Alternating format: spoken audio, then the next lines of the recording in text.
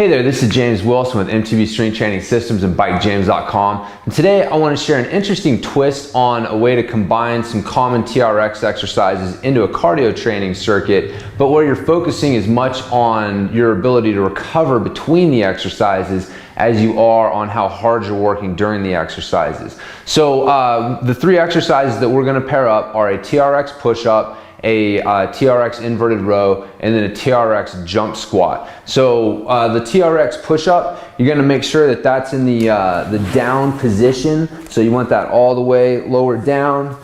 The closer your feet are into where you have the TRX hanging from, the harder this is going to be. So getting set, want to be up on your toes nice and strong, hands out in front of you, shoulders pulled down away from your ears. And what you're going to do is you're going to lower yourself down nice and steady.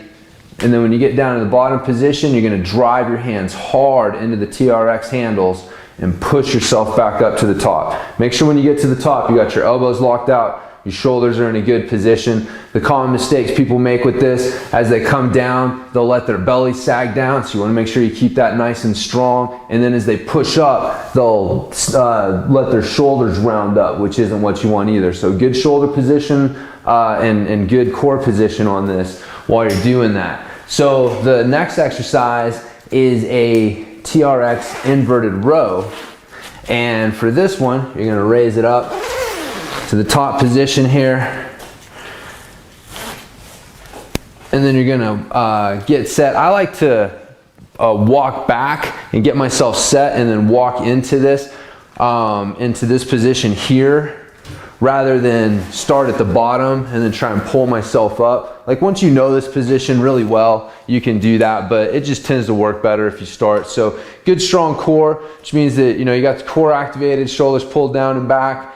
You're gonna walk in, start with the elbows straight, and you're gonna drive your elbows back behind you and then lower yourself back down nice and steady. The common mistakes people make here are pushing their head too far forward. So as they come up, they'll do something that looks like this, which is not what you want. Want to make sure you keep your head in a good neutral position as you're doing this, and don't let your hips sag at the bottom and then throw your hips into it. So just make sure you're watching your head, watching your hips, and you'll do fine. And then finally, you've got your TRX Jump Squat, where you're going to get set like you're going to do a squat. You want a little bit of slack in the TRX in this top position, feet shoulder width apart. You're going to imagine there's a curb right behind your heels. You're going to sit down like you're going to, bring your butt down like you're going to sit on that curb. Then when you come up, you're going to explode and then jump up and just repeat. So that's your TRX Jump Squat. The common mistakes people make with that is when they come down, rolling up on their toes.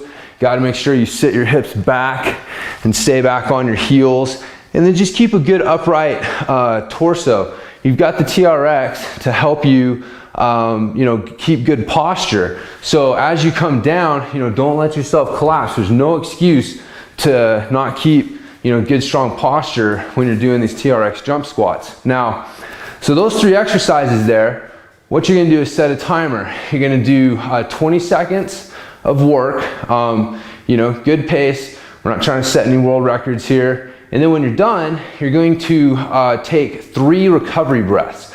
So this is where things get interesting, because I'm not going to tell you to time it.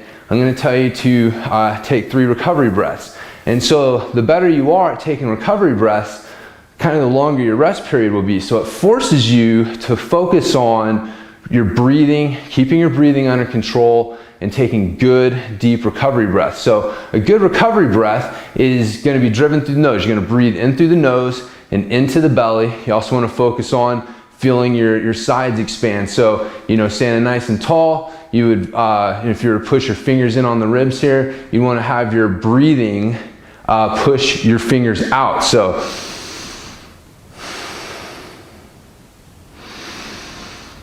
that breathing in and out through the side there, as well as into the belly, is what's going to drive a good recovery breath. So again, you would do your, for example, since I was just doing have this set up, doing your TRX inverted rows, you would be set, you'd be going, have your timer set, Nice good form. If you're starting to get tired, remember you can walk back. Never any excuse to have bad form. And at the end of your 20 seconds, you would bring it down and you would take your 3 recovery breaths.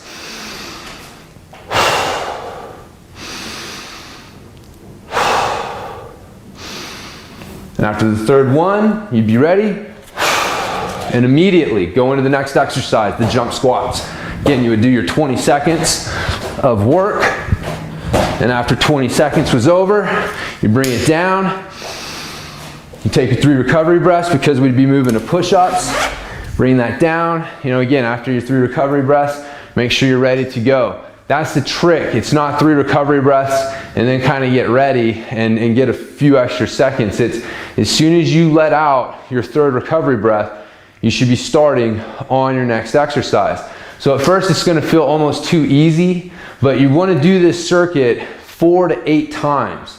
And as you get deeper into the circuit and your fatigue accumulates, you're going to find keeping your breathing under control is going to be more and more difficult.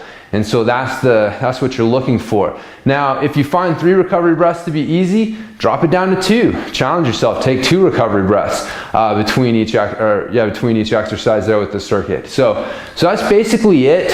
3 recovery breaths should take you somewhere around 10 to 15 seconds. So you're getting somewhere in that area of rest. But again, instead of telling you to do 20 seconds on and then rest for 10 to 15 seconds, I want you to focus on what is happening during those 10 to 15 seconds, which is your ability to control your breathing and recover as efficiently as possible between your efforts. So again, just kind of an interesting little way, different way to come at a cardio circuit using some really great fundamental core TRX exercises that if you're using the TRX should be part of your program on a pretty consistent basis. So anyways, hope you've enjoyed this training tip. Once again, it's been James Wilson with MTB Strength Training Systems. You can check me out on the web at bikejames.com, and I'll talk to you next time.